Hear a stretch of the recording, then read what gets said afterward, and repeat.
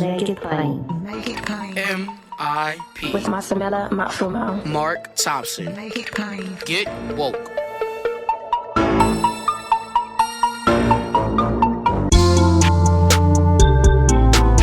God bless you. Get woke.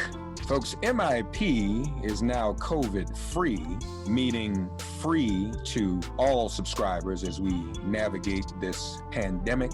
We're thinking about everyone, and we've got to get through this together. So for a limited time, no fee to subscribe to Make It Plain on your favorite podcast app.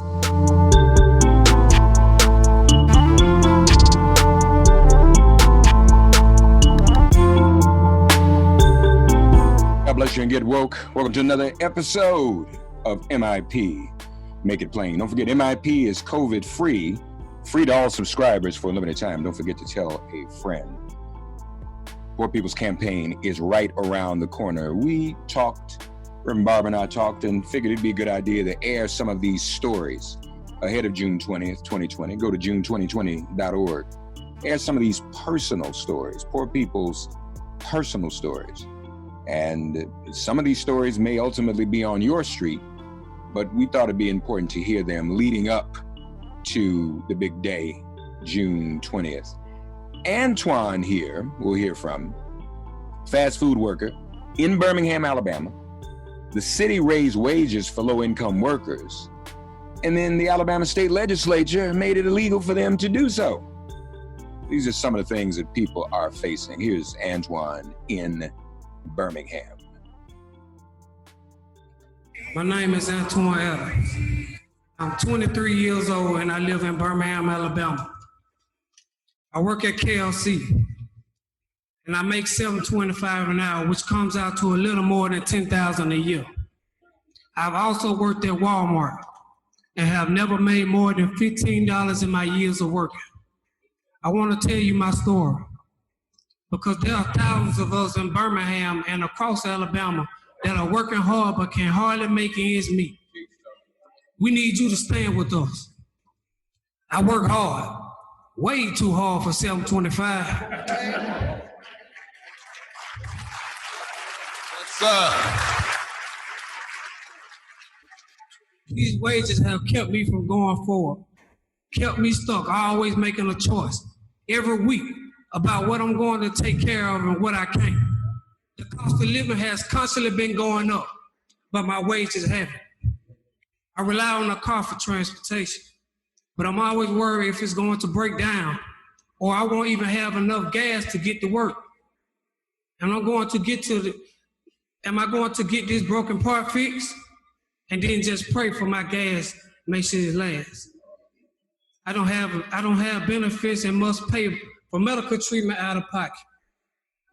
I have chronic asthma and regular need to go to the hospital for breathing treatments. I can't afford these and other basic living expenses without government assistance. Until last month, I was on food stamp and I'm still on Section 8. It's not fair that I work and have to depend on public assistance for basic needs. These fast food companies make billions, but you wouldn't know it by seeing how my co-workers and I live. It's a sin that we make so much money for them, but hardly see the fruits of our labor.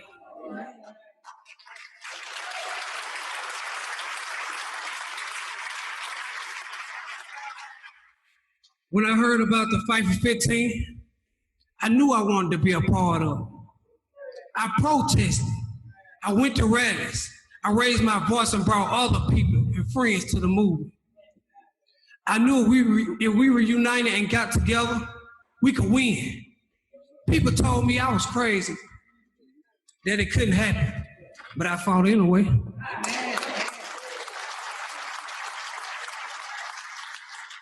We got a lot of folks' attention by taking action, by protesting, by standing together. When I heard we won an increase in the minimum wage, I was happy. I hoped I could start to afford the basics for regular food and things I need for the house. Higher wages would have helped me out a lot. I could have gone to school. taking computer technician courses that I never would have been able to afford on 725. But now the state stole my raise. They took my raise away. So I probably won't be able to. Hearing that the legislature that took Birmingham's minimum wage increase with the predominantly black population, and that all the folks that voted against our raise were white legislators. I hate that race is a part of the issue. That it sounds like we might have been denied our rights because of the color of our skin. I hate to think that people would be motivated by that to take our raise away. That the race is a part of the issue. We work way too hard to be denied. We have to keep pushing until we win our raises. We need you. People of faith and conscience, black, white, everyone, to join us in this moral movement to win our raises and bring victory for poor and working people. We will continue to apply pressure. We won't give up. We are a unit. Thank you for listening to my story. Yes, sir. That was Antoine there telling his story in terms of what happened to him as a fast food worker in Birmingham. Poor People's Campaign personal stories as we lead up to the Mass Poor People's Assembly and Moral March on Washington. It'll be virtual, so every one of you, all of us can participate. June 2020.org.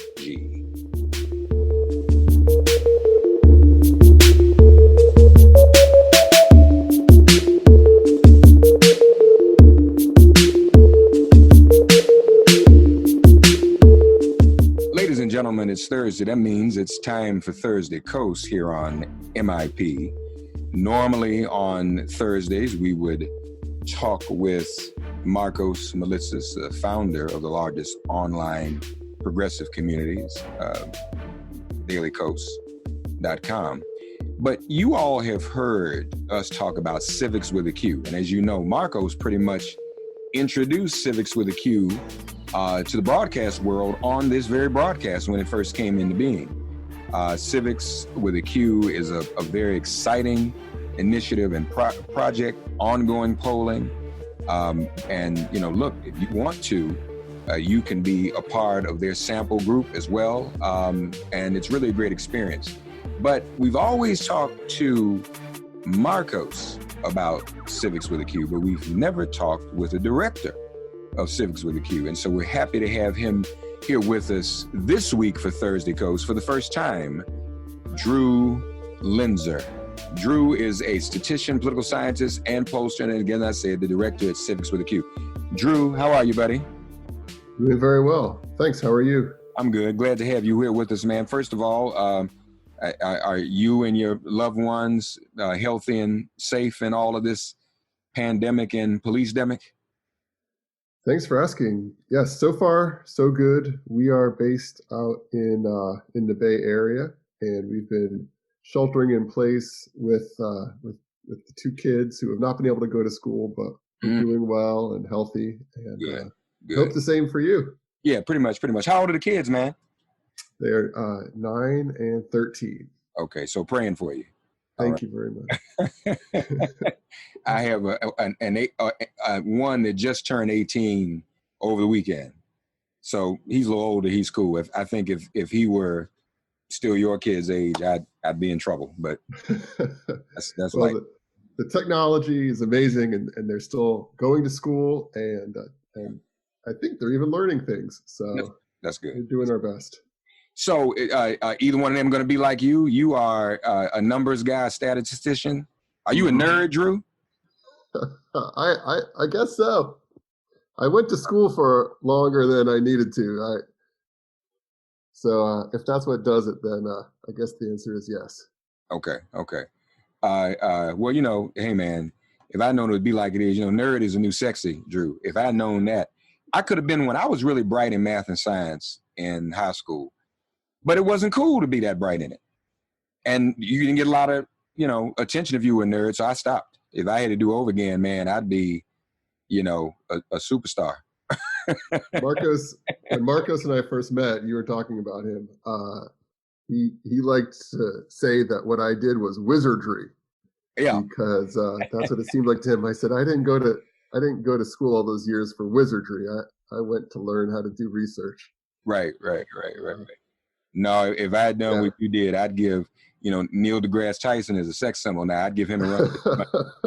But it's so just keep that in mind, man. You can work that if you want to. So Drew, listen, man, again, Civiqs doing great work, folks. And I like numbers. Actually, we all do too, especially in the political season. Of course, we all like to talk about the numbers and their impact.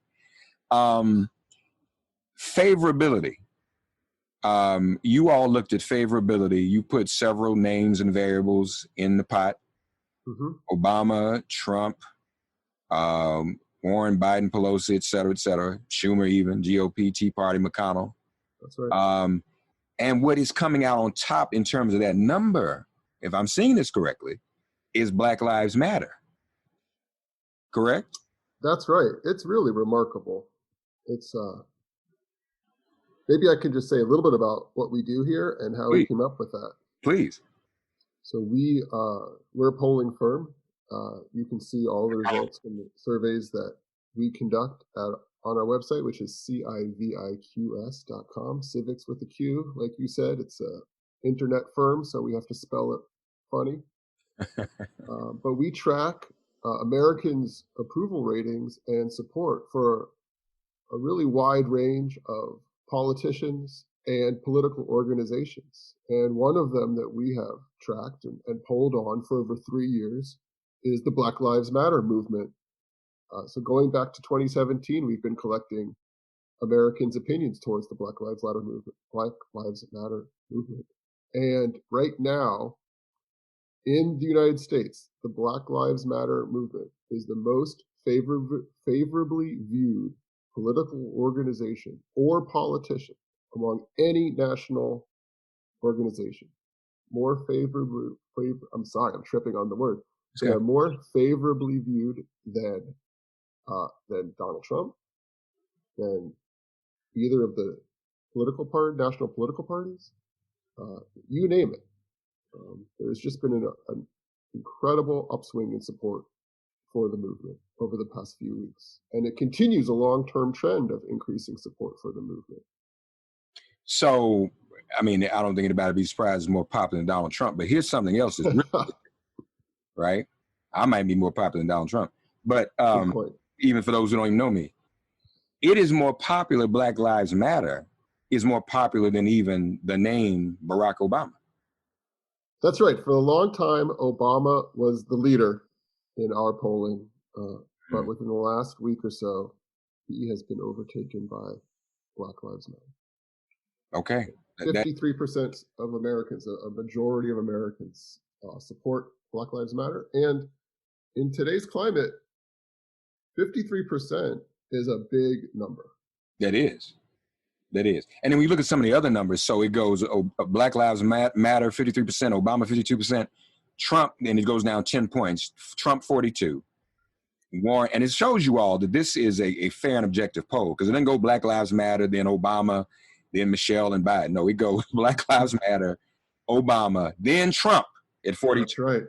Warren at 41, Biden at 40, Biden and Pelosi tied at 40, Sanders at 39, Democrats at 39, Schumer 36, GOP at 33, Tea Party at 26, and McConnell at 25. So that's very, very interesting, the drop-off. So talk to us, too, because I kind of alluded to it, but it'd be good to hear from you. The sample size in terms of what Civiqs does. You guys have a pretty big sample. We do. We conduct surveys every single day. And so if you do that for 3 years, you end up talking with a lot of different people. Right. And in this case, we have surveyed over 100,000 people in the United States, and that's Democrats, Republicans, and independents since 2017. Mm-hmm. And you don't get to a level of support like this without a pretty broad base of support across those different groups. Mm-hmm. So it's not as if it's simply Democrats expressing support for Black Lives Matter. Mm-hmm.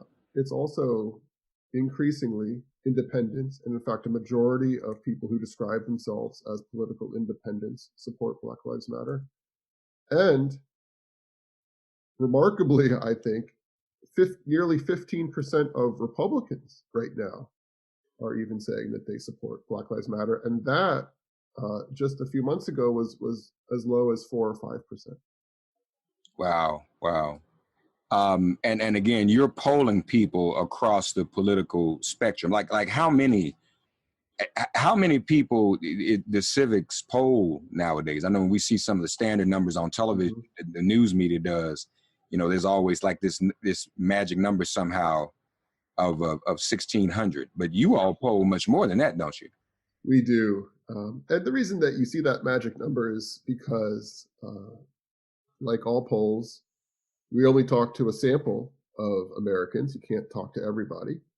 And the more people that we hear from, the more accurate the results are, and the less error that can possibly seep in just through the random nature of selecting people to be interviewed.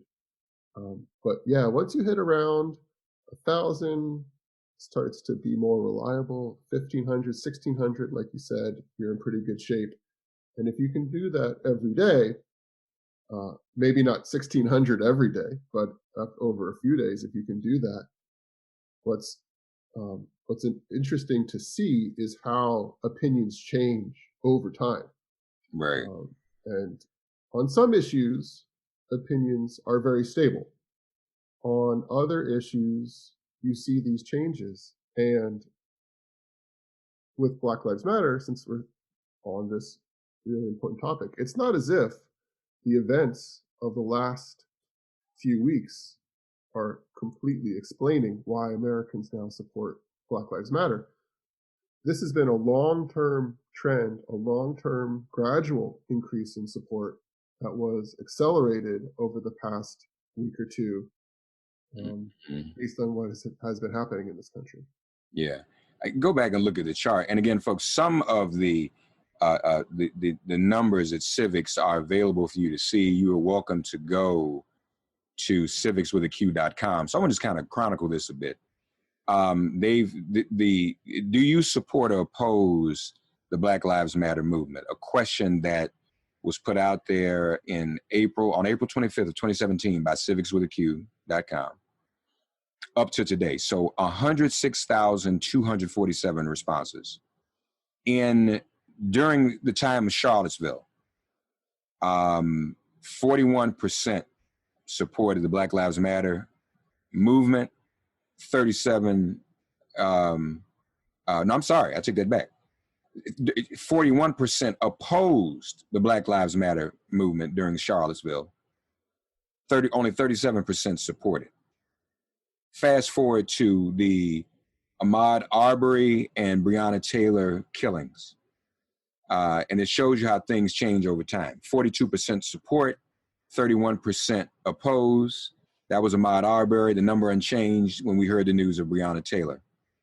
Then the CDC COVID-19 data by race, when that was made available, 42%, pretty much unchanged.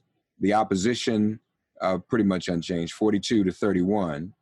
But then at the time of George Floyd's death, the support went up to 45%, 28% in opposition. And to date, as of June 9th, 53% support. The other thing that's important to note here, Drew, is that there's pretty much significant support in every category, age category. Yes. It only gets to 47% in 50 to 64 and 44% in 65 plus. In non-college graduates, 53%. College graduates, 51%. Postgraduates, 58%. Let me pause there for a minute. Mm-hmm. Trump usually does well with non-college graduates. Yes. But 53, according to your poll, 53% of non-college graduates support Black Lives Matter. That's kind of interesting to me. It is. And not only that, but if we narrow the data by only white non-college graduates, there is still more people who support than oppose Black Lives Matter by over 10 percentage points. Wow. Okay. 58% of postgraduates. That's what education does for you folks. That's why we fight for equality and diversity in education. Okay, y'all see that? Postgraduates, 58%, even more than college graduates. Gender, 45% male, 60% female. Not really a surprise there. I'm a man, you're a man. We tend to be stupid. Sometimes. Yeah. So Democrats, no surprise, 87%. Independents, 52%. That's important. People without even not in either party, but amongst Republicans, 14% support. Let me see. Now, I'm curious. Does this? Okay, it's not going to show me how Republican support has changed over the year or so. But can you give us a glimpse of that? Has the Republican number gone up? Was it less than 14% before George Floyd? I think you're on the website, aren't you? I am, but it's not. But it won't show me. Oh, go ahead and click on Republican, and it should. Oh, really? I just clicked on it. Duh. Yeah. Let's see something. What does this do? I can describe it while you're. Oh, here it is. Okay, you're right. Duh. See, I'm learning. See, I'm getting to do this too. That's okay. No problem. 3% support of Black Lives Matter by Republicans. At the time of the Charlottesville rally. That's right. 3% support. Okay. Ahmaud Arbery. Republican support, 5%, goes up 2 percentage points. Breonna Taylor stays at 5%. CDC COVID-19 data by race, 1 percentage point goes up 6%. George Floyd, 8%. Today, it's at 14. So it's steadily climbed from the time of the CDC COVID-19 race data to George Floyd's death to June 9th. I mean, it doubled. It more than doubled from the time of the CDC COVID data by race. That's right. Wow. And I mean, I'm someone who studies public opinion. I do this research for my career. I don't know that I would have been able to tell you 2 weeks ago what the effect of the protests were going to be, if attitudes were going to change in this country, right. Among whom, and certainly by how much. But the research that we're doing is very clear that the effects of the media attention that has been paid to the issues surrounding the police, the killing of George Floyd, and the protests, it's very clear that this has driven up support for the Black Lives Matter movement. And I really think that this is one of the most significant shifts in Americans' racial attitudes in recent memory. It remains to be seen what the long-term effect will be, if this will be sustained. But as I was saying, it continues a long-term trend in increasing support, again, among all Americans. And when you see these shifts take hold, not only among the people who you would expect to see supporters, but among people who you don't necessarily expect to see as being supporters, it really says something about the impact that the organization and that the movement has had. Right. It's one of the most remarkable things I've seen in all of the years that I've been doing this work. Let's look at race. Let's look at white. This is fascinating to me. You're making me a nerd too, man. You're taking me back to the nerd days. Look at these numbers. Proud to do it. Charlottesville, 50% of whites opposed the Black Lives Matter movement. Only 28% supported it. Right. Ahmaud Arbery, 37% opposed, 33% supported. Breonna Taylor, 37% opposed, goes up one click on the support, 34%. COVID race data, 37% opposed, Black Lives Matter, 34% supported. But then, George Floyd. I mean, it's hard to deny the gruesomeness of that video. Right then, and I want to look at this timeline. So it was 37% opposed Black Lives Matter movement on April 16th, 2020. And that was when the CDC COVID-19 data by race was revealed. And can I just jump in here for a second? Absolutely. The shift in attitudes among white Americans started increasing before George Floyd was killed. Mm-hmm. And I think it's possible that some of the reporting surrounding the racial inequity in the effects of the coronavirus outbreak may have played a role. So I think there's a few different things happening here at once. And that's why we flag the CDC report where this government agency made it clear that there were racial inequities in the effects of the COVID-19 pandemic. But then to pick up where you left off, the video and the news and the reporting around George Floyd and the protest that weekend, that was really the turning point. Yeah. That's when it flipped completely from 37% opposed in the white community to 37% support Black Lives Matter. Sorry, 45%. Wait a minute. So 45%. I mean, no, I mean, that's current, but I mean, that's the June 9th, but I was just on the first flip happened at George Floyd's death. That's right. Yeah, that was the first flip from a 37% opposed to literally 37% support, and now it's at 45. Yeah, that's right. Yeah. And that's the thing that is most significant in all of this, and that's a good thing. It is a good thing. As a matter of fact, because if you can't see what happened with George Floyd and have that impact you, I don't know what what else can be done. So I'm just curious, when you do this polling, Drew, and as it says, you got 6 figures of people who are polled in this. So each time the poll happens, do you go back to that same number, 106,000, or is it some fraction of that? Or I'm trying to get a sense of how broad the ask is, if I can. Sure.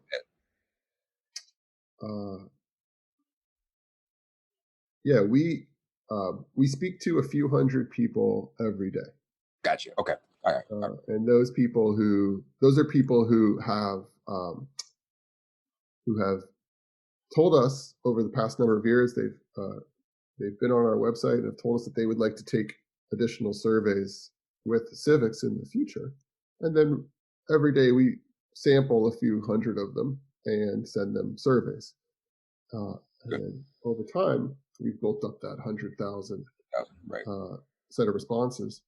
But as you were saying, this is something that you and any one of your listeners are welcome to participate in. And in fact, if you're interested in being a part of this research yourself and taking a new survey every couple weeks, which is usually all it is, you can go over to the website and there is a button at the top that says Take Surveys.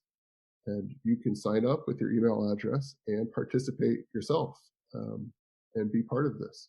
Yeah.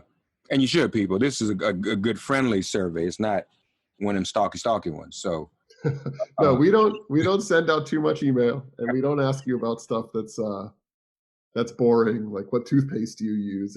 It's all good stuff. Right. And for my audience, folks, this kind of stuff you're interested in, I know, because everybody in the audience is a politico. Okay, then, Drew, is there information in terms of the latest presidential polling? I know you're not at liberty to share anything, But has anything interesting popped up in recently that, and maybe even in the context of the current Black Lives Matter movement, you think that might be revealing? I think there's one really noteworthy trend to talk about on this question, which is President Trump's job approval rating. And this is another question that we have been tracking for a long time since he became president. And one of the amazing things about that polling is that you think back to absolutely everything that has happened over the past 3+ years, you'd think that maybe his job approval rating would have gone down a little bit, at least in response. And it really hasn't. It's been very stable. Yeah. And that is until this May, about a month ago, when we started to notice, well, actually, let me go back. It was about March. We started to observe a very slight erosion in support, about 1% consistently from where he had been. And 1% doesn't sound like very much, but for something that had been that flat for 3 years, it's something. But then about a month ago, when it became clear that that his handling of the coronavirus epidemic was not going well, and then accelerated by the news of George Floyd and the protests, Trump's job approval rating is now down to the lowest point in our tracking that it has been since early in his presidency. And what is driving that decline is his loss of support among primarily white independent voters, which is about 25% of the United States, and particularly white independent women. He is now at the lowest point in job approval among white independent women that he has ever been in, and that's not a small share of the country. That's about 13% of the country. So there's a bunch of different things happening right now that are new, that have not happened for his entire presidency. Yeah, I'm looking at that number too. So just to be specific, as folks, I am also learning at this time how to better navigate the site. Kind of flat around 54-ish, 53-ish at the most. Then, as Drew said, in March, it starts to uptick. Then that's around the time of Corona, right? And that's what's really where this change began to happen, right around Corona, right, Drew? Yeah, and you're talking about his Trump's disapproval rating, right? Right. The disapproval goes up. And then, so now, as of June 7th, we're at 56, where it had stayed kind of steady at 53, 54. So that is significant. And Drew is right when it comes to approval rating, and he shows you every day when he freaks out. A percentage point or two can make a difference, and can be a real wake-up call. So that is very interesting, and obviously it is because of the corona. I wonder, as I'm looking at some of the dates. So let's see. Oh, here it is. You have George Floyd on here. So let me see something for a minute. Corona national emergency, Trump disapproval, March 15, 2020, 54%. Let's go here. The Senate hearing, 54%. And wait a minute. I thought I just saw it. Maybe I glossed over it. I thought I saw the George Floyd incident on here as well. It's marked there. It's the last thing we've annotated. Is that the last? Okay, here we go. George Floyd. That's where it hits the 56%, if I'm seeing this correctly. Mm-hmm. And so it goes up 2 more percentage points since Corona. So George Floyd is actually taking the disapproval up 2 more percentage points since Corona. Okay, I got it. Not a good thing, if you ask me. Well, he knows it's not a good thing either. That's why he's freaking out. He won't say it's not a good thing, but he's literally freaking out, y'all. It's let me add, it's happening. This increase in disapproval is happening in some places that you might be surprised about.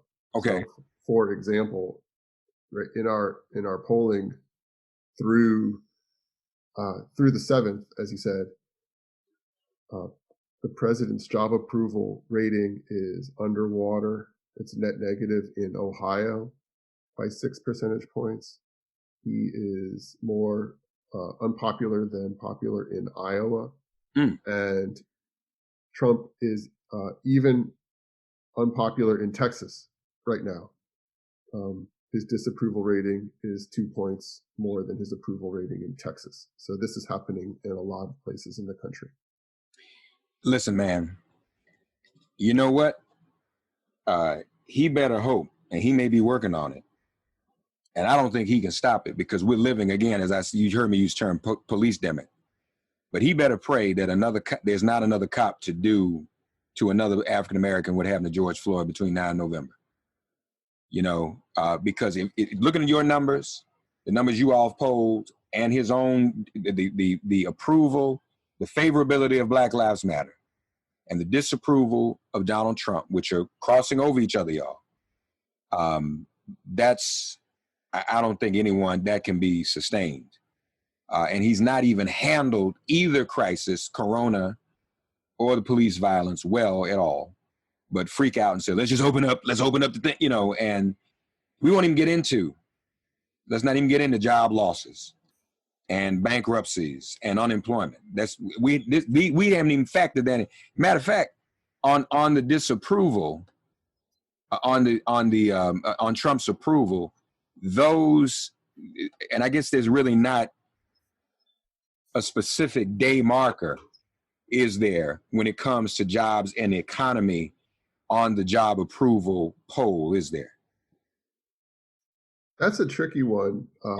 Hard to peg it to a certain day because that's been rolling and ongoing. But okay, I mean, I would be surprised if that also was not a major contributing factor to people having a negative opinion about his handling of the coronavirus epidemic. And we've asked about that separately, and pretty consistently, a majority of Americans, generally around 55% of Americans, say that they are not satisfied with how Trump has responded to the coronavirus outbreak. And when we've tracked people's attitudes towards the overall federal government response to the coronavirus outbreak, that has been overwhelmingly negative.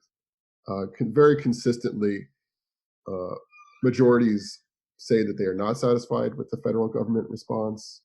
And let's see, right now that's at about 60% of Americans not satisfied, and over 40% saying that they are not satisfied at all, which is the most extreme option that we give people to respond to us. So I think that very probably plays a large part in these other trends that we've seen. Right. So right track, wrong track. Looking at Civiqs, 64% of Americans say the country's on the wrong track. National economy, current condition, 35% of those polled, very bad condition, 30% fairly bad. That's 65% right there. 26% fairly good. Those are certainly exclusively Sean Hannity's watchers, I guess. It is mostly Republicans who have started saying that, yes. Yeah. But still, the word fairly is in front of it, y'all. It doesn't say great or good. It says fairly good.